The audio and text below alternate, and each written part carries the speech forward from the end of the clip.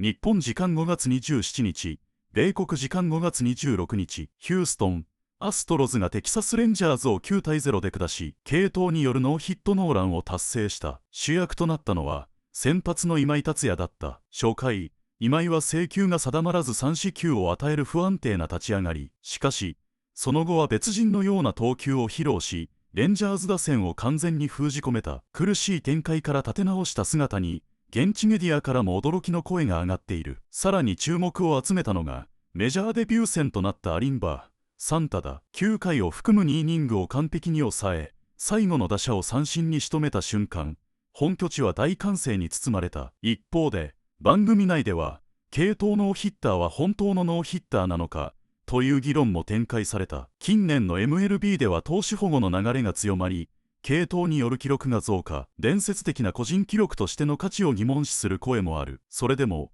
アストロズ投手陣が見せた圧巻の投球は、間違いなく歴史に刻まれる一夜となった。この後、番組では試合映像とともに詳細な分析が続く。ぜひ最後までご覧いただきたい。Knicks win the finals, blow the bridges, it's over. New York City's going up with the World Cup in town. Hey, wake it up. Our top story. Astros, Rangers, fourth inning. Yordan Alvarez off Kumar Rocker. 2-0 Houston. But the story was the pitching. Heck, the story has been the pitching with this team all season. Tatsuya Imai.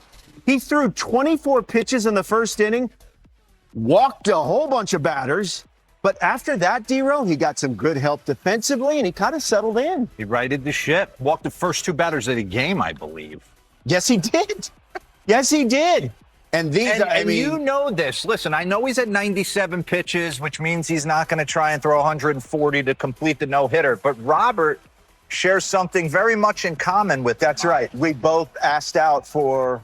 You pulled yourself from a no-hitter. I pulled out of a no-hitter, Chris Chambliss was hot. That's right. He was ready. Stephen Okert was hot. Alimber Santa, making his major league debut. He threw a scoreless eighth. Now he's in the ninth. And now he is 1 out away. Facing Brandon Nimmo.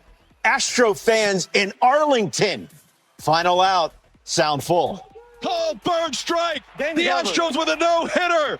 Alimber Santa in his major league debut gets the last 6 outs with 2 perfect innings, and this celebration begins.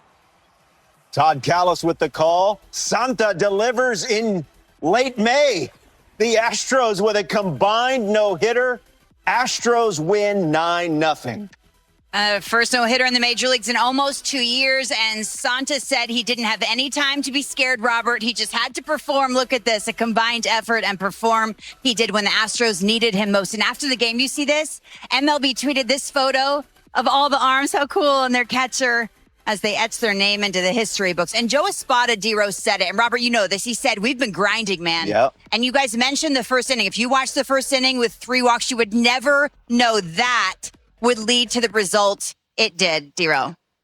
Lauren, they're 2.5 games out of a wild card spot. Are they alive? I mean, just... They're 3.5 games out of the division. So we were sitting there last week, I remember this, with Dan O'Dowd, and I was looking at the teams that were in last place or close to last place, and I'm like, wow, Houston, if they wanted to do a full rebuild, could, like, start... You were doom and gloom. Boom. It wasn't doom and gloom. They could just reimagine themselves super quick. Sure. And then I thought to myself, well, let's get through the weekend, and then we get through Memorial Day, and they're going to win a division. I mean, they sweep the Cubs at Wrigley, and then they throw a no-hitter yesterday in Arlington. And they're getting healthy. Right. Josh Hader is probably going to be back in a couple of weeks. I think back sooner than later. And Hunter Brown just threw his first rehab start. Right. 2 innings, 5 punch-outs. Did you see Nate Pearson throwing Sunday 98-99 to get his first save against the Cubs? So we're starting to believe. We got Pena back in the fold. It's been such a grind, but it's nice to see them playing good baseball. I know that they're pleased with it, but I don't know how they're going to piece it together. I don't know what's going to happen. Well, let's give love to the guys that have done well during this stretch. Absolutely. Can we love on Spencer Arrighetti? Yes. He has been so good for this team. Spencer Arrighetti, through 7 starts, is 6-1 with a 1.32 ERA, 40 punch-outs in 41 innings pitched. Guys are hitting .082 on his curveball with a 48% whiff rate. Peter Lambert. They call him Lamborghini.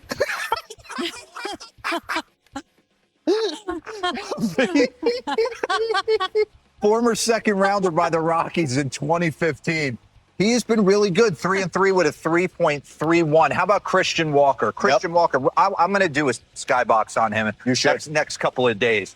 I remember last year when he started so slow. At the same point last year, he's hitting 213 with 7. Now he's hitting 265 with 15. And it keeps going on down the line. Pena back in there.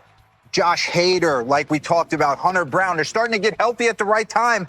The division is certainly not going anywhere. I mean, yeah, take a look at this. Remember last year when he signed over there? We all thought it was the right move. 3 years, 60, made a ton of sense. We had him in. He's one of our favorites and got off to a super slow start. Never wavered. I actually, truth be told, talked to him about being with Team USA, and he was dead set. What'd he say? He was dead set. Listen, I mean, certainly wanted at bats. He was dead set on righting a wrong of last year. He's like, I just had a newborn. I really want to lock in and get off to a hot start. He's done exactly that. A little bit later today, the Astros continue that series in Arlington. It will be Jason Alexander and Jack Leiter. Can I jump in real quick? Yeah. And Lauren, you'll appreciate this. My daughter started her job down in Dallas, and she's, marketing and social media for the Texas Rangers, and she's involved in that. And she called me last night. She said, Dad, I'm logged on. I'm watching the game. I'm going to be Instagramming and tweeting some stuff out throughout the game. And then she texted me about the 7th. She goes, there's nothing to put out. Yeah. They're getting no hit. Right. And I'm like, maybe this is a sign, Gabby. Gabby was breaking the story. They're going through it. They are first going assignment, through it offensively. no. Corey Seager's not there. Wyatt Langford's not there. But yeah, there's certainly some issues with the offense. I still right think the Astros have an interesting decision to make come deadline. Sure. I mean, we're still 2 months away. I know. So there's a lot of baseball. This is not the first time that the Astros have done the no-hitter thing, much less the combined no-hitter thing. This might be my favorite. This was back in 2003 against the New York Yankees at Old Yankee Stadium. Roy Oswalt started it. Billy Wags finished it. 8-0 Astros beating the Yankees back in June of 2003. 2019, they had 2 no-hitters that year. Justin Verlander threw one by himself. And then in August, Aaron Sanchez, Will Harris, Joe Biagini, and the Dragon, Chris Davinsky, finished it against that's also my nickname. Hey, they went back to, this time, new Yankee Stadium, Christian Javier in 2022 against the Yankees. Hector Neris, Ryan Presley, those were the other 2 pitchers that combined for this combined no-hitter against the Yankees again. And also that year they beat them in the postseason. Same season, in the World Series Game 4, Christian Javier again. You know who was behind the plate that night for that combined no-hitter? Christian Vasquez. The same guy who was behind the plate last night as that 5-0 win helped the Astros clinch another World Series title. But last night, Tatsuya Imai, the command was all over the place in the first inning, but then he settled down. Everyday Stephen Okert came on for the 7th, and then Alimber Santa. This kid's got a live arm. He's throwing 95, 96 up near your neck, and then he threw that nasty off-speed pitch to get Brandon Nimmo to strike out, and the Astros throw another no-hitter in their long, storied franchise history. Robert, I know you love history, so I bring you this tweet from Sarah Langs confirming Santa's the 2nd player to pitch a no-hitter in his MLB debut, and I know you want to know who the first is, Bumpus Jones. Yep. We all know it was And I Googled him. We all know. Lived until 68, by the way. Only made 8 appearances in his career, so short but sweet. Yeah, and 1892. This is the true story. We're taking you back. His playing career was cut short, and I'm being serious. No, we're dead serious.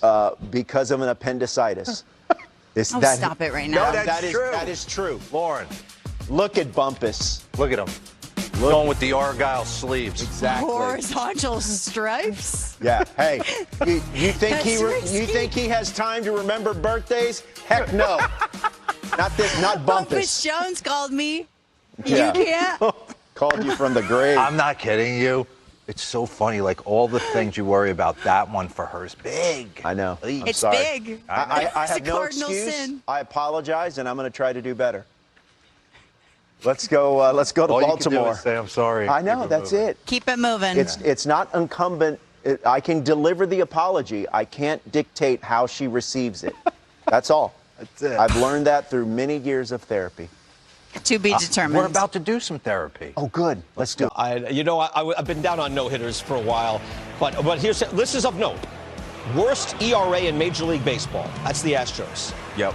They shut out the Rangers 9-0. 3 pitchers combined for no hits, 5 walks, but no hits, including MLb Santa, who makes his Major League debut to finish off a combined no-hitter. It's the first since there was a Cubs combined no-hitter 2 years ago. Imai, who started the game, walked 3 of the first 4 hitters with a double play mixed in. I didn't see the game, but I'm told there were about a half dozen rockets off Ranger bats run down in the warning track, diving play by Pena at shortstop. I mean, this is the ugliest no-hitter among a large number of combined less than beautiful no-hitters over the last several years. In the last 5 years, there have been like 13, 14 no-hitters.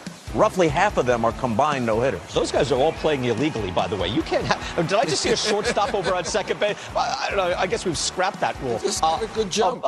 Maybe it was the second baseman on the right. I don't care. But Bob Costas will tell you that no-hitters came about at a time where walks were seen as flukish, kind of happenstance and that sort of thing. So, and you had one guy going 8 or 9. So if a guy had a no-hitter, normally it was a pretty good pitcher, and there is tension.